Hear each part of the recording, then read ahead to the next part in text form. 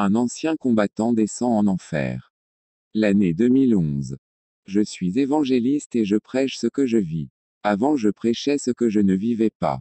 J'étais un rebelle chrétien et pratiquais les arts martiaux au gymnase. Si quelqu'un voulait me voler, j'étais prêt à utiliser mes défenses personnelles. J'ai commencé à m'entraîner aux arts martiaux pour me défendre du danger qui était dans mon quartier. Au fil des années, j'ai commencé à m'entraîner parce que j'avais du plaisir à me battre. J'ai aussi évangélisé quand je n'étais pas au gymnase. Mon pasteur m'a appelé pour partir en mission en Équateur. Et quand nous sommes arrivés dans ce pays, nous avons visité une église. Le pasteur de cette église a dit qu'une prophétesse de Dieu apporterait la parole et parlerait de son témoignage. Mon pasteur et moi sommes allés à l'église pour visiter. Le pasteur de cette église a amené Angelica Zambrano pour apporter le message. On parlait beaucoup d'elle à cause de son témoignage. Elle était déjà connue et toutes les églises l'ont appelée à servir. Je ne l'ai connue qu'après les autres ravissements qu'elle a eus. Cette nuit-là, elle a parlé de son témoignage et a gagné des âmes. Je n'ai pas cru en son témoignage et j'ai trouvé le temps perdu. Je pensais qu'il était impossible pour une personne d'être enlevée. L'esprit quitte le corps et revient. Pour moi, si l'esprit quittait le corps, il ne reviendrait pas. Quand le service est terminé, je sors en marmonnant et en disant qu'elle est une menteuse. Mon pasteur qui croyait en son témoignage m'a réprimandé. Je ne croyais pas beaucoup aux choses surnaturelles parce que je n'étais pas un homme spirituel. Nous sommes restés quelques semaines en Équateur et sommes retournés au Costa Rica. Mon évangélisation dans les quartiers n'a pas porté ses fruits. J'ai planté et arrosé la parole, mais cela n'a pas fonctionné. Mes paroles n'avaient aucune onction. J'ai marché dans des lieux d'évangélisation et je n'ai gagné aucune âme. J'ai prêché la parole avec toute la connaissance théologique et mes paroles ont été jetées au vent. Autant j'ai essayé de persuader les gens, autant je n'ai pas réussi. Mes stratégies théologiques n'ont pas fonctionné. Je n'ai pas prié, parce que mon temps était de m'entraîner aux arts martiaux tous les jours. Lorsque vous passez votre journée entière à faire d'autres choses, vous n'aurez jamais le temps de prier Dieu. Les arts martiaux étaient plus importants pour moi que d'être en présence de Jésus. J'étais plus inquiet que mon corps soit en forme, mais je ne me souciais jamais de la sainteté. Je n'arrêtais pas de me demander si mes actions plaisaient à Dieu. Parce que je me suis trop rapproché de l'art martial, j'ai fini par être éloigné de Jésus. J'ai ressenti un grand vide dans mon cœur en dépit d'être chrétien. J'étais à l'église tous les jours, mais c'était la même chose que de ne pas y être. Je n'ai pas ressenti la présence du Saint-Esprit. J'étais dégoûté et je me sentais comme le néant, une personne insignifiante pour Dieu. Et j'ai décidé de prier tous les soirs et j'ai commencé à changer l'habitude de ma vie spirituelle. J'habituais mon corps aux prières. Et c'est ce qui s'est passé. Ma femme dormait. Je me suis levé du lit et j'ai plié les genoux. J'ai fait une prière de 2 heures pour avoir une réponse. Je voulais savoir ce qui n'allait pas avec mon ministère. Pourquoi la présence de Dieu s'est-elle éloignée de moi? Après la prière, je me suis couché et je suis resté éveillé. La lumière blanche remplissait ma chambre. Cette lumière m'a attiré près de lui. Je n'étais pas dans mon corps lorsque j'ai approché la lumière. Devant moi, un portail noir s'ouvrit. Je suis entré dans le portail et quand j'ai réalisé, j'étais déjà en enfer. Et me sentant perdu, j'ai commencé à marcher. Je me suis souvenu du témoignage d'Angelica Zambrano, rancœur et marchant sans but et sans direction, j'ai vu ma tante qui souffrait dans une profonde agonie. Elle est morte avec le ressentiment de son mari. Son cœur était rempli de haine pour la séparation du divorce. Elle ne voulait pas que son mari la quitte pour une autre femme. Les démons ont démembré son corps. Conflit. Mon cousin Hugo, mort dans un accident, est en enfer. Bien qu'il soit chrétien, il a vécu en conflit avec son père et ne l'a pas honoré. Il voyait toujours des défauts dans la personnalité de son père.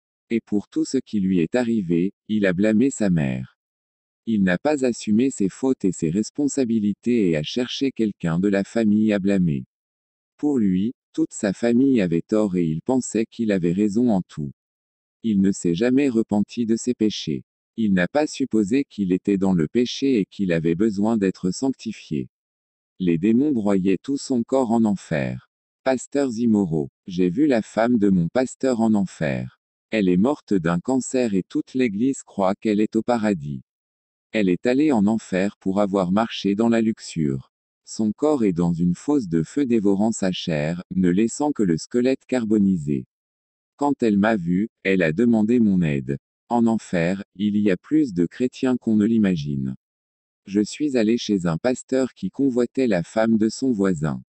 Il est mort avec ce désir et a perdu son salut. Je suis allé dans la section où j'ai vu un missionnaire qui avait un cœur impur. Il ressentait des désirs sexuels pour la femme de son ami de mission. Dans cette même section, j'ai vu un évangéliste qui avait des pensées immorales et fantasmait sur le fait d'avoir des relations sexuelles avec des prostituées. Il ne s'est pas prostitué, mais il est mort avec ce désir. Un démon a ouvert son crâne et lui a arraché le cerveau. Le démon a dit, « Votre cerveau est impur à cause de ses pensées impures. » Le démon a jeté son cerveau dans le feu, et pourtant le chrétien a ressenti de la douleur sans sa masse crânienne. J'ai vu un ancien de mon église qui est mort il y a 10 ans. Il était lubrique des femmes chrétiennes de l'église malgré son mariage. Un démon lui arracha le cœur et le jeta dans une grande poêle. Calomniateur. Je suis allé à une autre section et j'ai vu les calomniateurs chrétiens. Ils ont inventé des mensonges pour détruire les ministères au sein de leurs églises. Ils voulaient conserver les bureaux des églises et inventaient des mensonges pour nuire aux ouvriers. Incompatibilité. J'ai vu des chrétiens qui n'avaient aucune pitié pour leurs prochains. Ils avaient des conditions financières et ont refusé d'aider leurs voisins. Ils étaient avides et idiots. Jalousie. J'ai vu des chrétiens qui avaient envie et jalousie. Ils étaient jaloux de la proximité de leur pasteur avec les autres membres. Une sœur était en enfer pour avoir été jalouse de son ami à l'église. Elle a même intrigué toutes les personnes qui ont approché son ami. Elle voulait l'amitié juste pour elle. Et à cause de ces choses, elle est en enfer à cause de la jalousie.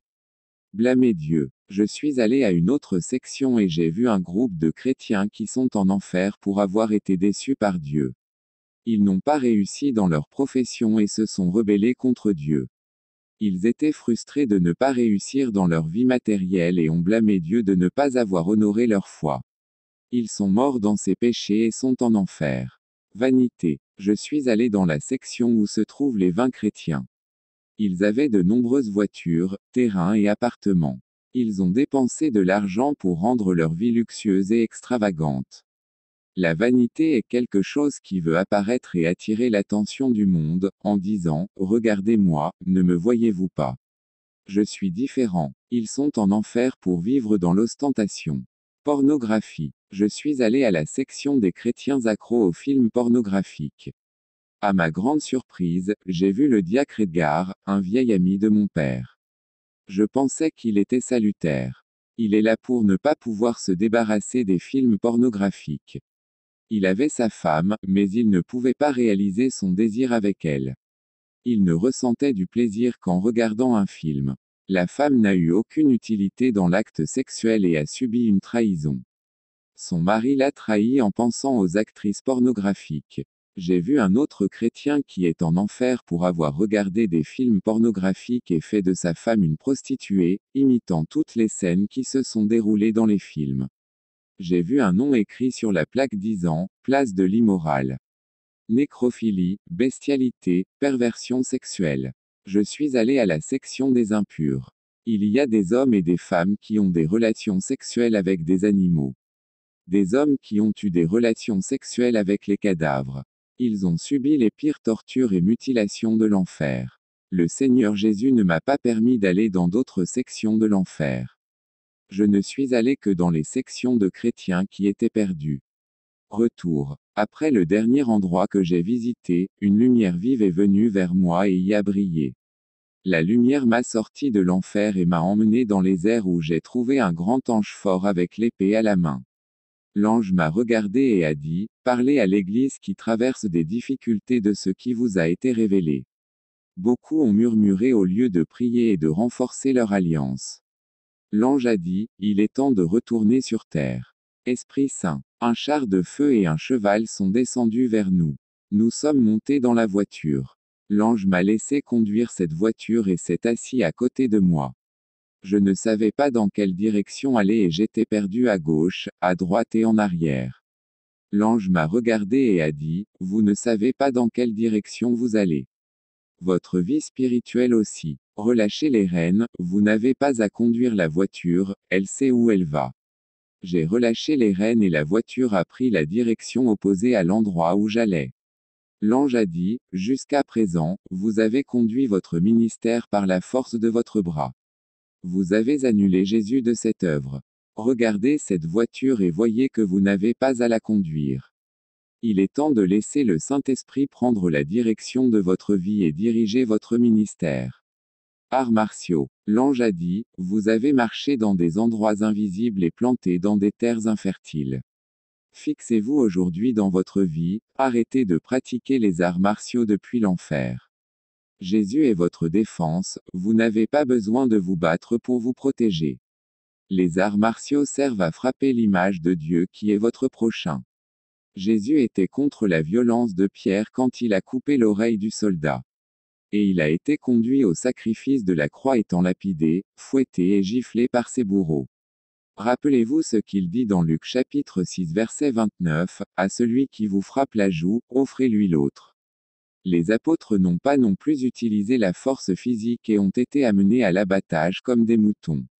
Leurs armes étaient la sainte parole qui sortait de leur bouche. Armée de police. Dites au missionnaire Murillo qu'il a un pistolet caché dans sa maison, personne ne le sait, mais Jésus le sait.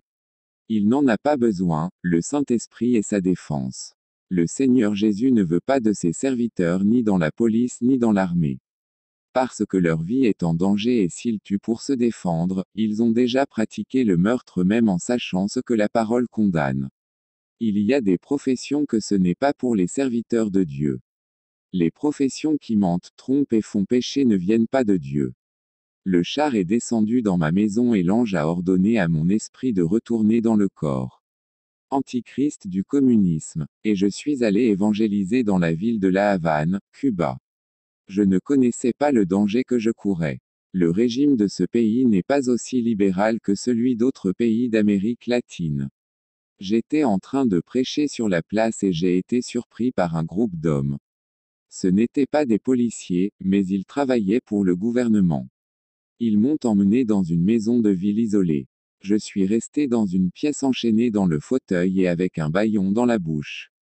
Ils ont ramassé des fils électriques et mis sous tension et m'ont électrocuté. J'ai pris un choc électrique au point de tomber au sol. Les tortionnaires m'ont mis une serviette sur le visage et ont fermé mes narines. Et avec un tuyau d'arrosage m'a fait avaler cette eau jusqu'à ce que je m'étrangle. J'étais dans une petite cellule de petite taille. Quand je suis entré dans la pièce, je me suis accroupi à cause du petit espace. Ils ont allumé le système de réfrigération, j'avais très froid. Puis ils ont allumé le radiateur et je me suis senti chaud et avec un haut-parleur avec des sons ennuyeux. Ils m'ont laissé sans nourriture ni boisson. J'ai subi une torture psychologique. Ils ont appliqué le sérum qui m'a fait dormir, le Saint-Esprit m'a donné la force de supporter la douleur, la faim et la soif. Ce groupe a exécuté des rituels sataniques devant moi avec mon propre sang. L'un des membres a déclaré, voici un pays communiste, vous ne pouvez pas parler de votre Dieu. Détruisons le christianisme. Nous sommes les agents de la bête de l'Apocalypse. C'est notre empire communiste qui a poussé Adolf Hitler à haïr les Juifs et à tuer des millions d'entre eux. Lorsque le communisme dominera complètement le monde, nous fermerons tous les temples chrétiens. Nous sommes la femme écarlate de l'Apocalypse, nous avons tué plus de chrétiens dans l'histoire que l'Église catholique. Les groupes terroristes islamiques sont avec nous. Le communisme qui soutient les groupes terroristes et aussi les factions criminelles du trafic de drogue à travers le monde. Nous détestons les chrétiens et les juifs. Qui a créé l'idéologie politique qui soutient l'avortement, l'homosexualité, les mouvements rebelles comme les hippies, les punks, le reggae, les rockers et autres. C'est nous qui avons fait cela. Nous changerons les lois fédérales de tous les pays pour détruire l'Évangile. Dans quelques décennies, les familles seront détruites par l'immoralité sexuelle. Nous construirons une culture déchue et hors du standard chrétien. Nous détruirons l'humanité qui croit en Dieu et de nouvelles personnes naîtront avec une idéologie de l'Antéchrist. Nous prenons l'autorité des parents sur leurs enfants. Notre projet est de faire évoluer et se multiplier l'iniquité à travers le monde et ainsi devenir la Babylone de l'Apocalypse. Nous investissons beaucoup d'argent dans des romans, des films et des dessins animés pour détruire la famille et toutes sortes d'inventions et de technologies pour parvenir à une contamination mondiale. Nous sommes un parti politique unique et sataniste. Notre réseau de partis politiques domine déjà le monde. Quoi que nous fassions, nous consultons Lucifer. Il transmet les coordinations de l'enfer pour construire un monde qui a son image et sa ressemblance. Nous changerons les lois au profit de Satan. Nous créerons des mariages homosexuels et établirons un nouvel ordre mondial. Le monde est déjà endoctriné par notre maître Lucifer. Le Vatican est entre nos mains et le pape suit déjà la doctrine de notre maître. Les factions islamiques travaillent pour nous. Le communisme est Dieu et crée une nouvelle ère. Bientôt, un homme régnera et prendra le contrôle du gouvernement mondial et sera au sommet de la politique. Tous les partis politiques travaillent pour un réseau de communisme. Les partis ne sont que des ennemis dans les médias pour tromper le monde. Tous les partis travaillent pour nous et obéissent à nos ordres. Ce sont nos cellules qui ouvrent la voie au règne de l'Antéchrist. Nous avons déjà la marque de la bête. Le communisme est un organisme où des millions de politiciens et de satanistes travaillent. Les médias travaillent pour répandre nos mensonges. Nous trompons les gens avec de fausses promesses qui ne seront pas tenues. Tout cela pour gagner du temps jusqu'à ce que l'Antéchrist prenne le dessus et que rien ne s'améliorera dans ce monde. La politique vous manipule. Le monde est confus et ne sait pas quel parti politique a raison. Il ne sert à rien de fuir quiconque vote pour nous et nous ne sortirons jamais du pouvoir. Le communisme finance le mal sur Terre et met en œuvre la guerre, la famine, la mort et les maladies créées en laboratoire. Ces hommes qui m'ont torturé travaillent pour le communisme. Ce ne sont que des employés qui accomplissent le service des grands satanistes. Ils ont dit tous les secrets du gouvernement, pensant que je mourrais dans cette prison. Au crépuscule, ils m'ont laissé dans la salle de torture tout coupé. Je n'avais plus aucun espoir de vivre. Ils me tuaient petit à petit. Ces satanistes ressemblaient aux démons de l'enfer qui torturaient les âmes. J'ai vu comment les démons les possédaient pour me torturer. L'idée de fabriquer des contraceptifs pour tuer les bébés et détruire la famille est venue des adhérents du communisme. J'ai été pris en enfer, mais Dieu ne m'a pas laissé torturer. Maintenant, j'étais torturé par les partisans des démons. Dans cette pièce froide et humide, un démon m'est apparu et m'a dit, « Comment vous sentez-vous dans un enfer ?» Et il a ri. Cette pièce faisait partie de l'enfer sur terre. Mais l'ange du Seigneur m'est apparu la même nuit, le même ange que j'ai vu dans mon enlèvement. Il m'a aidé à faire quoi que ce soit sur terre. L'onction de l'ange fit tomber les chaînes et le cadenas sur le sol et déverrouilla la porte de la prison. Je n'ai pas pu m'échapper parce que j'étais faible à cause de la perte de sang et du manque de nourriture. Je suis tombé au sol et je n'avais plus le pouvoir de me lever. L'endroit était loin de la ville, je n'avais pas la force de marcher et pas d'argent pour y aller en but. Ils m'ont sauvé la vie parce que je serais utilisé comme une expérience génétique de laboratoire. J'étais la souris expérimentale pour les projets diaboliques. L'ange m'a soulevé du sol et m'a pris dans mes bras. Je me suis évanoui et me suis réveillé chez moi allongé dans mon lit. Je crois que j'ai été traduit rapidement ou que l'ange avec sa vitesse de l'éclair m'a amené de Cuba dans mon pays. Je ne pouvais même pas m'y rendre en avion. L'ange m'a dit de ne pas planter de graines dans les terres infertiles.